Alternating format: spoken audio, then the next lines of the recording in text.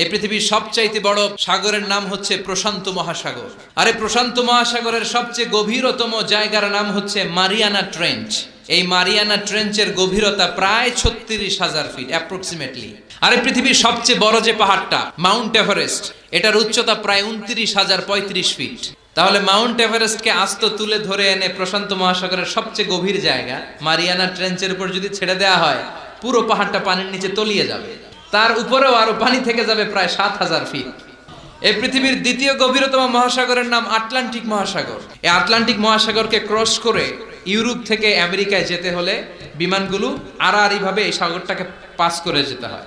যেই বিমানটা ঘন্টায় 1000 মাইল বেগে ছোটে, ওই বিমানটা দিয়ে আটলান্টিক মহাসাগরের পাশের দিক থেকে এই পাশ থেকে ওই পাশটা ক্রস করতে 4 ঘন্টা লেগে যেত। তার মানে আড়াআড়ি ভাবে আটলান্টিক মহাসাগর প্রায় 4000 মাইল। গোটা পৃথিবীতে স্থল হচ্ছে মাত্র 30 ভাগ, 70 ভাগ হচ্ছে জল। আল্লাহ বললেন, সাগরের জল নামক কালি দিয়ে গাছের পাতা নামক খাতার উপরে যদি আমার তাসবিহগুলো তোলা লিখতে শুরু করে দিস, তাহলে পৃথিবীর এই বিশাল মহাসাগরের পানিগুলো, যেগুলোকে কালির সাথে আমি উপমা দিয়েছি, এই কালি সব শেষ হয়ে যাবে।